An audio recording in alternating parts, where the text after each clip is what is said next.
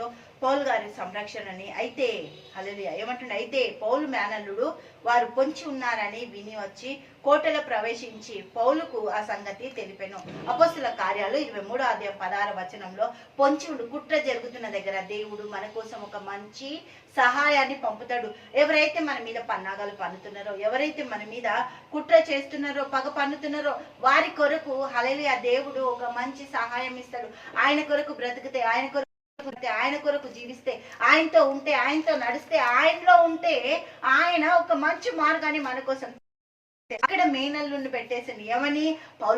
పౌలు గారిని చంపడానికి ప్రయత్నిస్తుండు. ఏం చేస్తుండు ఈ మేనల్లుడు? సిగ్గుపడకుండా సంఖ్యలలో ఉన్న మామ కొరకు ఏం తెస్తుండు? భోజనాన్ని తెస్తుండు. సంఖ్యలు ఎందుకు వచ్చినాయి? మా మామకి దేవుని కొరకు వచ్చినాయి. దేవుడు గొప్పోడు, హల్లెలూయా, దేవునికి స్తోత్రం. ఆ దేవుని కొరకు స్ఫూర్తిగా చూపించింది తమ్ముణ్ణి, హల్లెలూయా, తన కొడుకుకు, హల్లెలూయా, దేవునికి స్తోత్రం.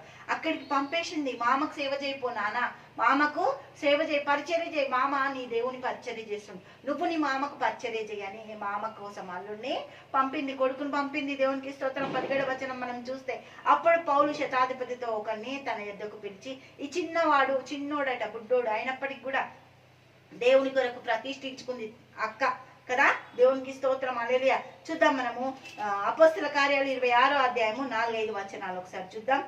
మొదటి నుండి యెరూషలేములో నా జనముల మధ్యను బాల్యము నుండి నేను బ్రతికిన బ్రతుకు ఎలాంటిదో యూదులందరూ ఎరుగుదురు. వారు మొదటి నుండి నన్ను ఎరిగిన వారు గనక సాక్ష్యం ఇచ్చుటకు వారి ఇష్టమైతే నేను మన మతములోని బహు నిష్ఠగల తెగను అనుసరించి పరిసేయుడనుగా ప్రవర్తించినట్లు చెప్పుకోగలను.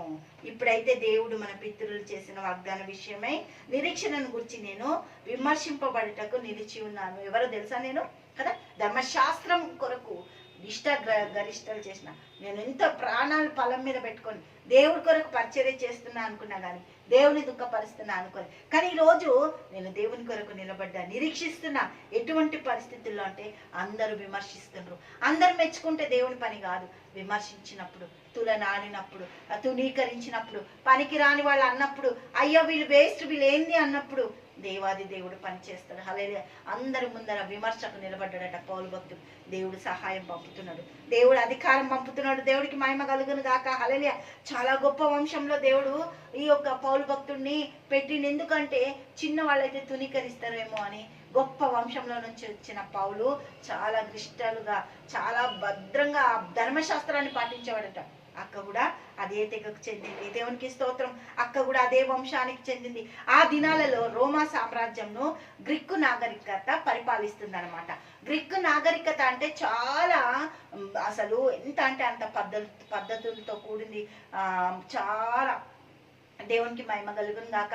వాళ్ళ ఒక పరంపర, ఆచారాలు అవన్నీ కూడా ఉన్నాయి. అన్నిటినీ కూడా పక్కన పెట్టేసి పౌలు గారి అక్క దేవుడి కొరకు సేవ చేసిరట. దేవునికి మహిమ కలుగును గాక. ఆ బిడ్డను కూడా దేవుడి కొరకే పెంచిందంట. ఆ నిష్ఠ గరిష్టలు కలిగిన ఆ ధర్మశాస్త్రాన్ని, ఆ పరంపర ఆచారాలని, ఆ సాంప్రదాయాలని అన్నిటినీ తీసుకొచ్చి పక్కన పెట్టి పౌలు గారి మేనల్లుని దేవుడి కొరకు, దేవుని పరిచర్య కొరకు తమ్ముడిని స్ఫూర్తిగా తీసుకొని తమ్ముడిని చూపించిందంట. చూడు బిడ్డ, ఈ దేవుడు గొప్పోడు, నువ్వు మామలాగా ఉండాలి అని. దేవుడికి మహిమ కలుగును గాక, హల్లెలూయా. తండ్రి యేసునికి స్తోత్రాలు, గొప్పది, అద్భుతకర, ఆశ్చర్యకరానికి స్తుతులు, స్తోత్రాలు చెల్లిస్తాం. అన్ని రంగాల నీ బిడ్డలను ఆశీర్వదించి, దీవించి, సహాయత తెచ్చి, నీ దయా సంకల్పం చొప్పున బిడ్డలను నడిపిస్తున్నందుకు వందనాలు, స్తోత్రాలు చెల్లిస్తున్నాం. యేసుక్రీస్తు నామములో ప్రార్థిస్తున్నాము తండ్రి. ఆమేన్, ఆమేన్, ఆమేన్.